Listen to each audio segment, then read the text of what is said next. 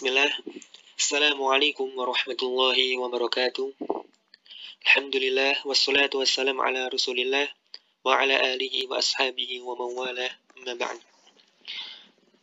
Setelah kita memuji Allah Ta'ala dan bersalawat kepada Nabi Muhammad SAW, saya Muhammad Januar, mahasiswa Universitas Muhammadiyah Yogyakarta, Prodi Komunikasi Penyiaran Islam, ingin mempresentasikan hasil resum materi mata kuliah Psikologi Komunikasi Dakwah. Untuk mempersingkat waktu, langsung saja masuk ke materinya.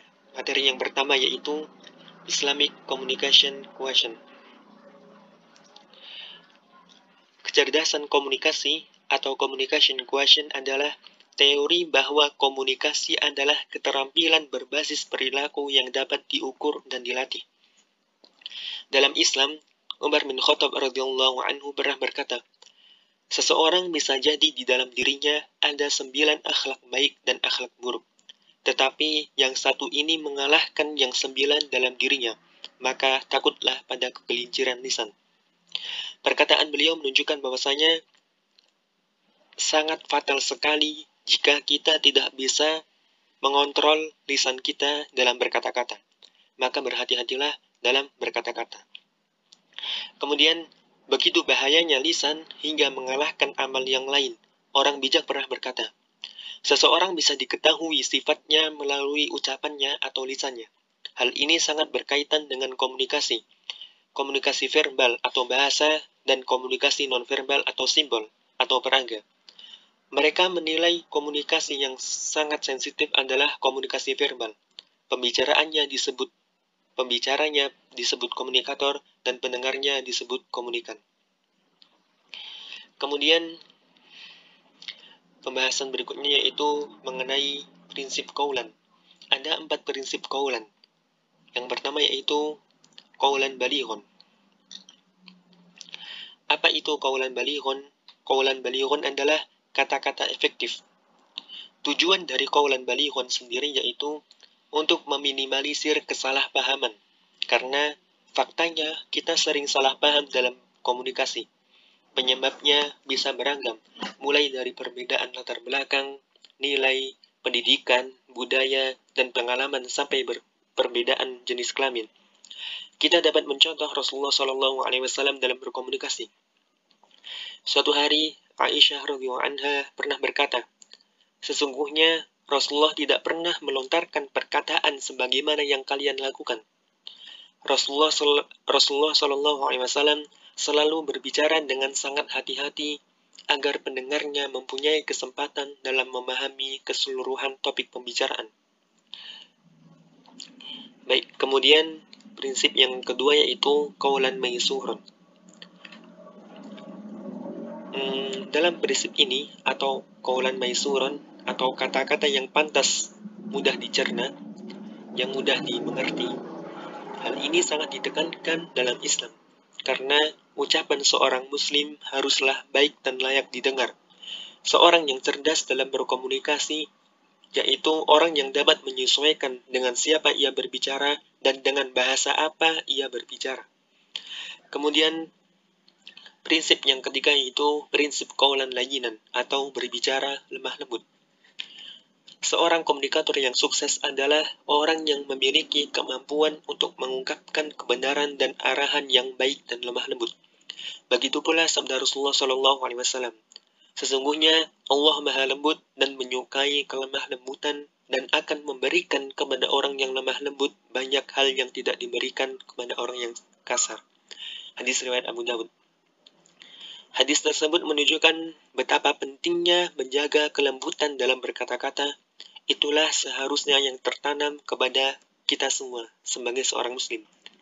Kemudian qaulan yang keempat yaitu qaulan ma'rufan atau komunikasi yang baik. Komunikasi ini sejatinya komunikasi yang sejatinya baik adalah yang sejalan dengan kaidah-kaidah ilahi. Maksudnya adalah komunikasi yang baik di mata Allah juga baik di mata manusia.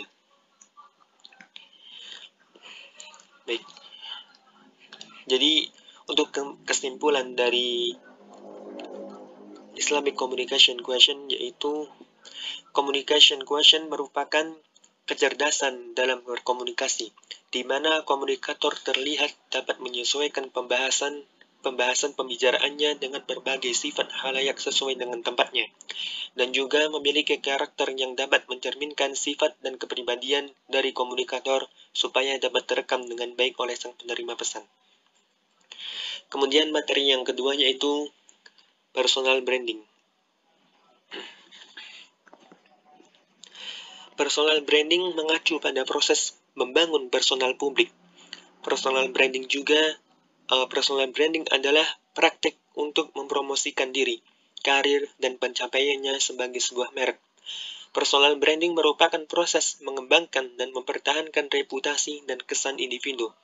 Jadi, bisa dikatakan, jika personal branding itu adalah cara kamu dalam mempromosikan diri sendiri. Keterampilan, pengalaman, dan kepribadian menjadi hal dasar tentang bagaimana kamu membangun personal branding.